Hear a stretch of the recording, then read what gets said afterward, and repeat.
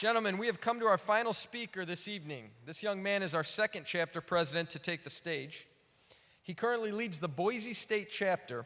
In addition, you have seen him working hard here this week as an intern for our headquarters and our staff. His speech was inspired by his work at the Leadership Institute this past year. When you hear this title, you will know that this one might be something we can all agree on, maybe assimilate to, maybe even challenge us. It is titled, Making the Snooze Button Obsolete. Please welcome to the stage Dale Shanklin, Boise State, 2015.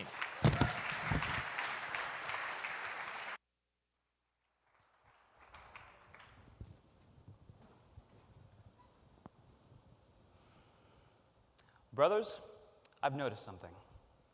Some of history's most successful men have had well-defined morning routines.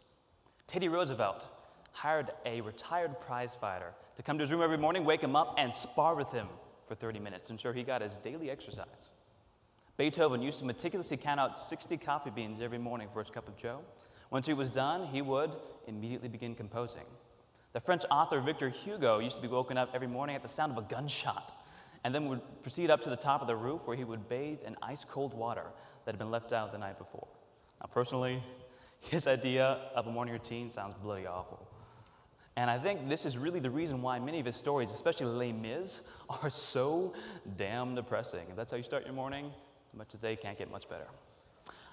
I should also add that they didn't tell me if I was allowed to swear on stage. So if I am, then shit, that's great. And if not, then I apologize for my last two sentences.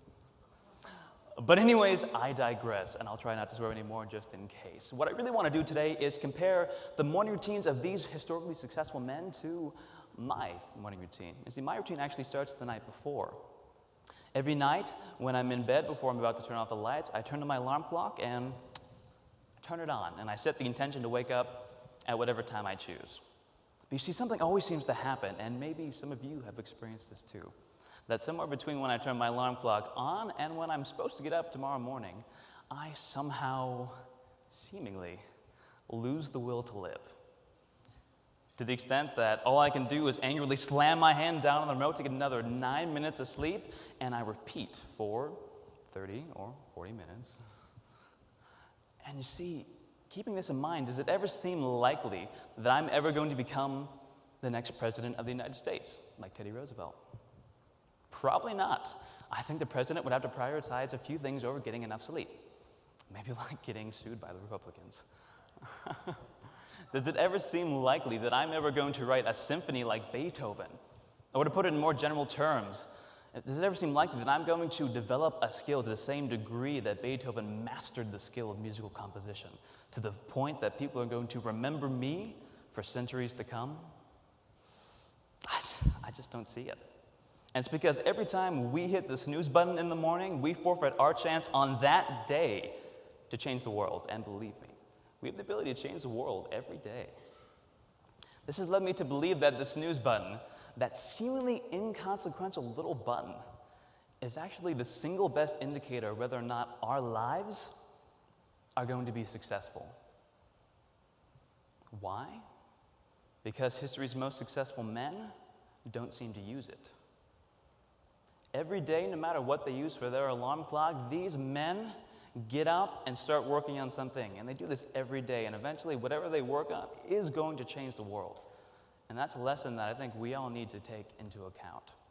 This is why my head has been filled with a vision of a world that does not yet exist, a world in which the snooze button actually has become obsolete.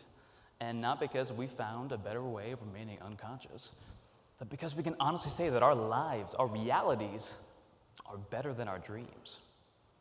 I want to add, too, that this is not going to become true because we may be privileged or we may have gotten lucky, but because through hard work and conscious effort, we've taken whatever we had and we've molded it into exactly what we want.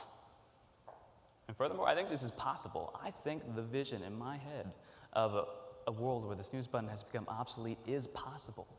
Because I've witnessed a minor phenomenon in my life that many of you may have experienced before.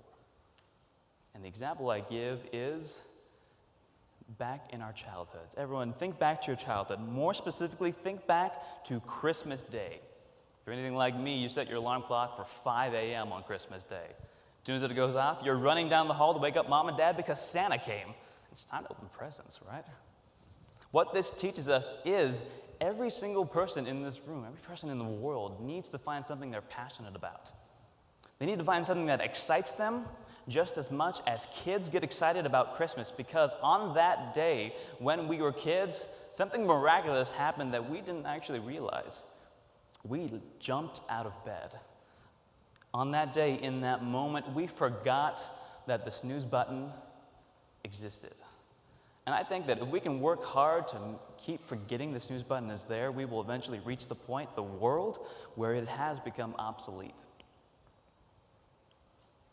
Think back to history's most successful men. Think back to the lessons they can learn and the passions they had and they worked on to change the world. It's not enough just to have something you're passionate about. You need to include it in every single day. More than that, you need to include it in every single morning. Wake up to what you love. Otherwise, what's the point of waking up at all? Beethoven, once he was done drinking his coffee, spent his morning composing, his life's passion.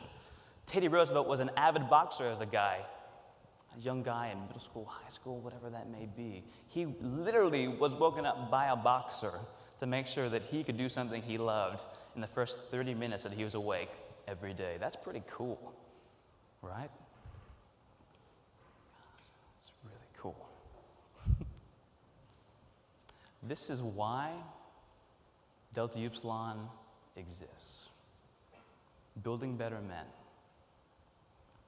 But men need to become successful somehow. But the funny thing is that success hasn't changed a lot from the beginning of all time. All we have to do is wake up for it. Because of that, I want to issue a challenge to everyone in the room, and I think it's a pretty simple challenge. That come Sunday, when we're all back at home, right before we're about to turn off the lights, I want us to turn to whatever side of the bed the alarm clock is on. I want you to stare at it. More specifically, stare at the snooze button. And remember, that seemingly inconsequential little button is actually the single best indicator of whether or not our lives are going to be successful. Once you remember that, I want you to turn it on.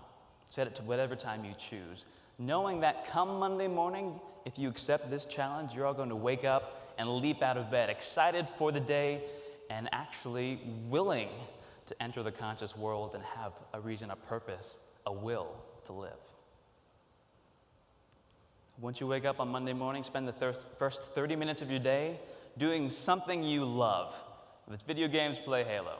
If it's cooking, make the best Make the best breakfast you've ever had. If it's reading, read a book.